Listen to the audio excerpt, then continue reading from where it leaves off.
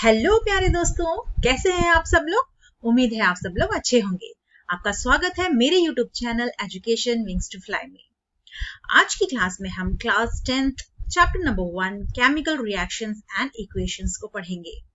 मगर मेरी रिक्वेस्ट है, अगर आपने मेरे इस चैनल को अभी तक सब्सक्राइब नहीं किया है तो प्लीज मेरे इस चैनल को सब्सक्राइब करें, लाइक करें और जितना हो सके अपने दोस्तों में शेयर करें। आज की क्लास बहुत ही इंटरेस्टिंग होने वाली है। हम बहुत ही इंटरेस्टिंग टॉपिक पढ़ने वाले हैं।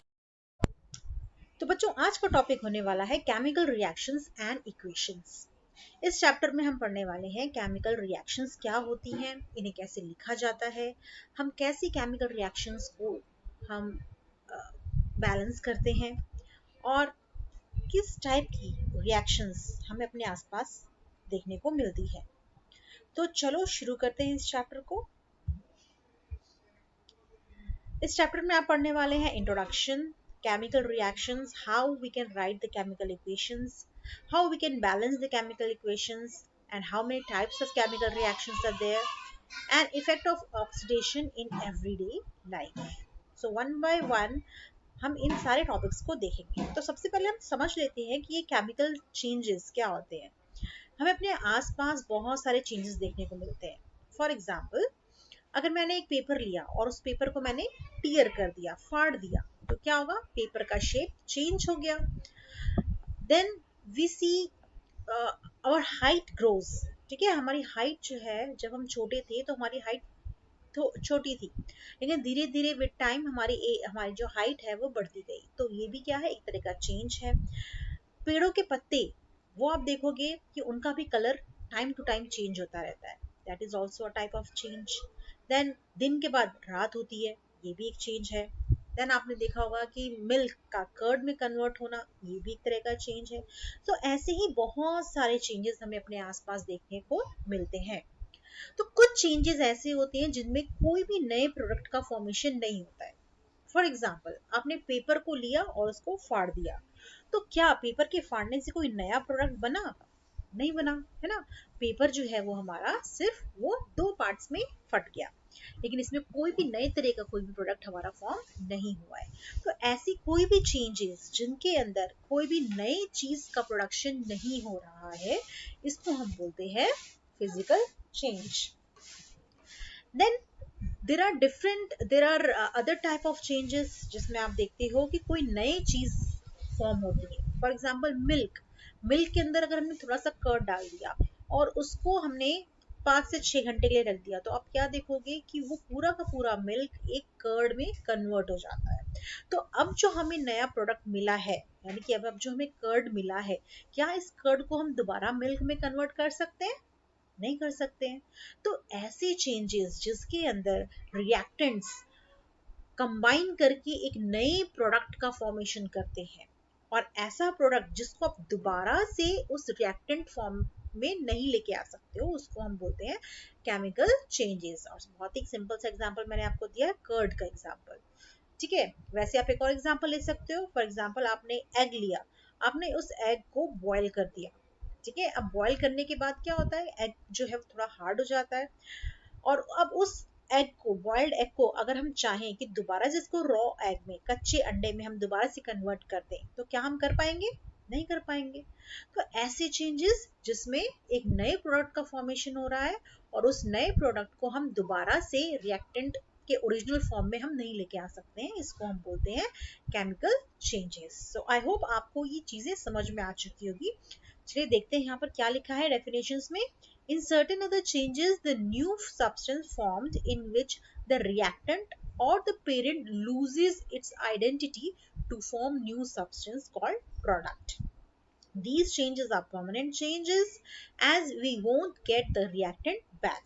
ठीक है, so ऐसे changes जिसमें हम reactant को दोबारा से हम उसके ओरिजिनल फॉर्म में हम नहीं लेके आ सकते हैं, उनको हम बोलते हैं केमिकल चेंजेस। सो ये चेंजेस हमेशा परमानेंट चेंजेस होते हैं। ठीक है, so physical changes and chemical changes में आपको डिफरेंस पता चल गया होगा। ठीक है, तो बच्चों, अब हमने जान लिया कि केमिकल रिएक्शंस क्या होती हैं। अब हम डिस्कस करेंगे कि अगर कोई भी चेंज हमारे आसपास हो रहा है तो वो फिजिकल चेंज है या फिर वो केमिकल चेंज है, इसको हम कैसे पता लगाएं? तो there are following changes to determine that the chemical reaction has taken place. कुछ ऐसे चेंजेस हमें दिखाई देंगे उस रिएक्शंस के अंदर जिससे हम कंफर्म कर सकते हैं कि ये जो चेंज हुआ है वो एक केमिकल चेंज है। तो सबसे पहला है हमारा क्राइटेरिया चेंज इन स्टेट। ठीक है, अगर मान लो हमने कोई चीज सॉलिड में ली है तो after reaction it will change it state, liquid में हो जाएगा या फिर वो गैस में हो जाएगा और या फिर वो सॉलिड का सॉलिड में ही रहेगा। ऐसा जरूरी नहीं है कि हमेशा केमिकल चेंजेस जब होंगे तो स्टेट में चेंज होगा, ऐसा जरूरी नहीं है। ठीक है, लेकिन अगर ऐसा होता है, अगर कोई चीज सॉलिड से लिक्विड में कन्वर्ट हो जा रही है तो हो सकता है कि वो जो चेंज है वो केमिकल चेंज हो। नेक्स्ट, जब केमिकल चेंज होता है तो उसमें और क्या चेंजेस हमें नजर आते हैं? कलर, जो प्रोडक्ट हमारा फॉर्म हुआ है वो उसमें कलर चेंजेस हमें दिखाई देते हैं। फॉर एग्जांपल आप ले सकते हो आयरन। जब हम आयरन को मॉइस्चर या फिर वाटर के कांटेक्ट में रखते हैं तो उस पर एक फेरस ऑक्साइड की एक लेयरिंग हमें देखने को मिलती है जिसको हम रस्टिंग बोलते हैं ना, रस्टिंग ऑफ आयरन। तो उसमें क्या होता है कि आयरन का जो ग्रेइश कलर होता है वो आफ्टर रस्टिंग उसका कलर चेंज हो जाता है ऑरेंज कलर में, ठीक है, रेडिश ब्राउन कलर में चेंज हो जाता है। तो यहाँ पे चेंज इन कलर हमें देखने को मिल रहा है, तो ये जो चेंज है वो हमारा एक केमिकल चेंज है। Then next, evolution of gas. अब जब केमिकल चेंजेस टेक प्लेस करते हैं तो हो सकता है कि उसमें कुछ न कुछ गैसेस रिलीज हो। फॉर एग्जाम्पल हमने पढ़ा होगा कि मेटल ऑक्साइड्स, इनको जब हम रिएक्ट करते हैं तो आप देखोगे कि मेटल्स जब रिएक्ट करते हैं सल्फ्यूरिक एसिड के साथ तो उसमें से एक H2O हाइड्रोजन गैस जो है वो रिलीज होती है। तो ये भी एक एग्जांपल है हमारा इवोल्यूशन ऑफ, ये भी एक एग्जांपल है केमिकल चेंज का। Then change in temperature. कभी कभार आप देखोगे कि जब केमिकल रिएक्शन टेक प्लेस करती हैं तो टेम्परेचर इंक्रीज या डिक्रीज होता है, जैसे कि आप एक्सोथर्मिक रिएक्शन या फिर एंडोथर्मिक रिएक्शन कहते हो। जब हमारी हीट रिलीज होती है किसी रिएक्शन से तो हम उसको एक्सोथर्मिक कहते हैं, और जब हीट जो है वो इन्वॉल्व होती है यानी हीट वो रिक्वायर करती है, हीट वो लेती है रिएक्शन को टेक प्लेस करने के लिए, तो उसे हम एंडोथर्मिक केमिकल रिएक्शन बोलते हैं। तो ये सारे कुछ क्राइटेरियाज हैं जिस पे डिपेंड करता है कि जो चेंज हमें देखने को मिल रहा है वो केमिकल चेंज है या फिर वो फिजिकल चेंज है। नेक्स्ट, केमिकल इक्वेशंस को कैसे लिखा जाता है? ठीक है, यहाँ पे आप देख रहे हो chemical reaction, chemical equation is a symbolic representation of a chemical reaction in the form of the symbols and फॉर्मूले। यहाँ पे नीचे आपको एक सिंपल सा फॉर्मूला दिखाई दे रहा है जिसमें मैग्नीशियम ऑक्सीजन के साथ रिएक्ट कर रहा है और वो मैग्नीशियम ऑक्साइड बना रहा है। तो ये हमने सिंपल इसको वर्ड में लिख दिया है, लेकिन इसको अगर हम केमिस्ट्री की लैंग्वेज में देखें तो अगर बार बार आप इतने सारे बड़े बड़े वर्ड्स इनके केमिकल नेम्स लिखते जाओगे तो ये एक बहुत ही टाइम टेकिंग प्रोसेस हो जाएगा, है ना। तो उसको सिंप्लीफाई करने के लिए हम इनके कुछ सिंबल्स में लिखते हैं। फॉर एग्जाम्पल आप देखोगे कि मैग्नीशियम को आप कैसे लिख सकते हो? मैग्नीशियम को आप लिखोगे Mg, है ना, Mg। फॉर एग्जाम्पल यहाँ पे मैं आपको दिखाती हूँ मैग्नीशियम का फॉर्मूला क्या हो जाएगा। आप इसको Mg लिखोगे, देन प्लस ऑक्सीजन को हम O2 से रिप्रेजेंट करते हैं, एंड देन ये रिएक्शन होने के बाद ये बना देगा हमारा MgO। ऑलराइट, ये MgO ये हमारा केमिकल इक्वेशन है।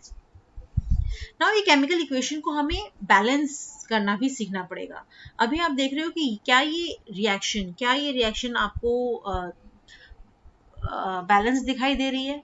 यहाँ पे आप देख रहे हो Mg के कितने एटम्स हैं? यहाँ पर 1 है, यहाँ पे राइट हैंड साइड में भी 1 है, बट लेफ्ट हैंड साइड में आप देखोगे ऑक्सीजन 2 है बट यहाँ पे 1 है। तो क्या ये रिएक्शन हमारी केमिकल रिएक्शन बैलेंस्ड है? नहीं है। तो इसे हम कैसे बैलेंस करेंगे? इसके लिए हमें कुछ रूल्स को फॉलो करना पड़ता है। तो चलिए जानते हैं कि क्या रूल्स हैं जिनको हम फॉलो करके इस केमिकल रिएक्शन को हम बैलेंस कर सकते हैं। तो नेक्स्ट देखते हैं कि केमिकल रिएक्शन को हम कैसे करेंगे balance. The chemical equation that shows the chemical reaction need to be balanced. ठीक है, a balanced chemical equations occur when the number of atoms involved in the reactant side is equal to the number of atoms in the product side. यहाँ पे आपको कुछ example दिए हुए हैं.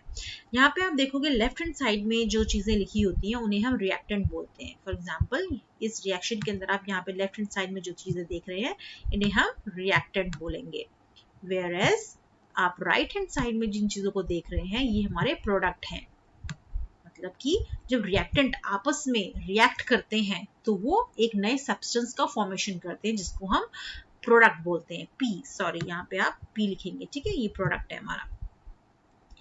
तो हमेशा केमिकल इक्वेशन के अंदर left hand side should be always equal to right hand side. For example अगर जिंक यहाँ पर मान लो 1 है एटम तो यहाँ लेफ्ट हैंड साइड में भी यहाँ पर राइट हैंड साइड में भी 1 ही होगा. ठीक है, या फिर हाइड्रोजन आप देख रहे हो हाइड्रोजन 2 है तो यहाँ पे भी 2 होगा. देन सल्फर यहाँ पे भी आप देख रहे हो यहाँ पे अगर सल्फर ऑक्साइड सल्फर के एटम यहाँ पे आप देख रहे हैं 1 है और राइट हैंड साइड में भी 1 है. ऑक्सीजन 4 है, यहाँ पे भी ऑक्सीजन 4 है. Then hydrogen left hand side में 2 है, राइट हैंड साइड में भी 2 है. तो ये एक तरीके से हमारी बैलेंस्ड इक्वेशन है. नेक्स्ट एग्जांपल आप देखोगे Fe iron and then iron plus water. ये रिएक्ट करने के बाद क्या बना रहा है हमारा, ये बना रहा है हमारा Fe3O4 जिसे हम मैग्नेटाइट ऑक्साइड बोलते हैं. एंड हाइड्रोजन गैस भी रिलीज हो रही है. तो पहले ये रिएक्शन हमारी बैलेंस नहीं थी बट हमने इसको बैलेंस करने के लिए क्या किया है, आयरन के आगे हमने 3 लगा दिया है ताकि राइट हैंड साइड में जो हमारा प्रोडक्ट बन रहा है Fe3O4 उसके साथ ही पूरी बैलेंस हो सके. ठीक है, तो इस तरीके से हमें देखना है कि right hand side and left hand side दोनों इक्वल है या नहीं है. तो इसको करने के लिए इक्वेशंस को बैलेंस करने के लिए हम कुछ रूल्स को फॉलो करते हैं. तो अब हम समझेंगे कि क्या रूल्स हैं, कैसे हमें इनको फॉलो करना है. सबसे पहले हमें किस चीज़ को बैलेंस करना है, कौन से मेटल्स को करना है या नॉन मेटल्स को हमें बैलेंस करना है. ठीक है, तो 1 बाय 1 हम इसको जानेंगे. तो चलो बच्चों अब हम समझ लेते हैं कि कैसे हम एक केमिकल इक्वेशन को बैलेंस करते हैं. ठीक है, तो सर्टेन रूल्स होते हैं हमारे पास जिसकी हेल्प से हम अपनी इक्वेशंस को बैलेंस कर सकते हैं.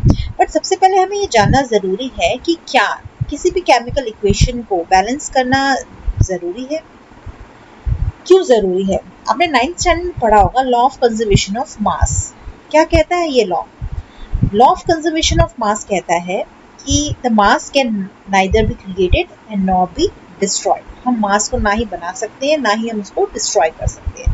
मतलब कि हमने जितने अमाउंट में रिएक्टेंट लिया है after reaction same amount of atoms will be produced in the product form. ठीक है, तो इसीलिए हम देखते हैं कि जब भी रिएक्शन टेक प्लेस करती है तो रिएक्शन के बाद भी same amount of atoms form होते हैं. ठीक है, सो सबसे पहले हम जब रिएक्शन को बैलेंस करेंगे तो सबसे पहले आप क्या करोगे. सबसे पहला हमारा स्टेप होता है कि आपको बॉक्स बनाने हैं. ठीक है, फॉर एग्जांपल हम ये एक रिएक्शन ले लेते हैं. For example Fe plus H2O will make Fe3O4 and plus hydrogen gas. ठीक है, यहाँ पर आप लिख लो इसको. यहाँ पे ये ऑलरेडी बैलेंस्ड है इसलिए यहाँ पे आपको समझ में नहीं आएगा. तो हम क्या करेंगे कि पहले हम इसको यहाँ पर लिख लेते हैं एंड देन हम इसको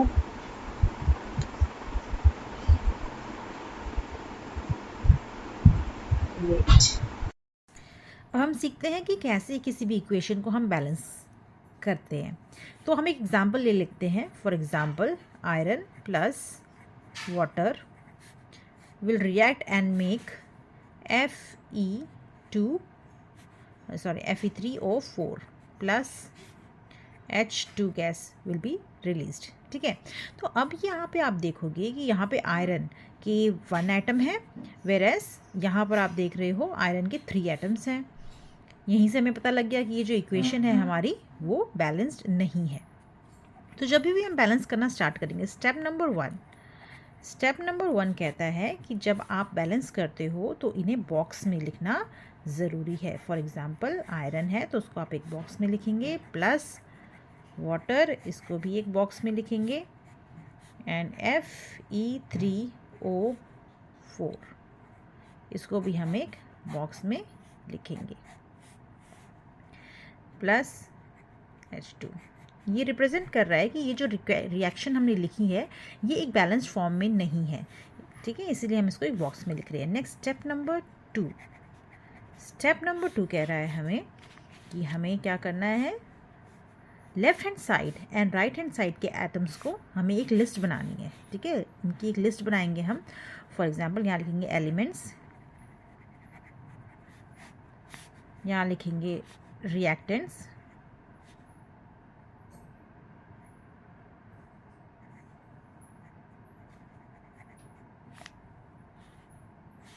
यहाँ लिखेंगे प्रोडक्ट।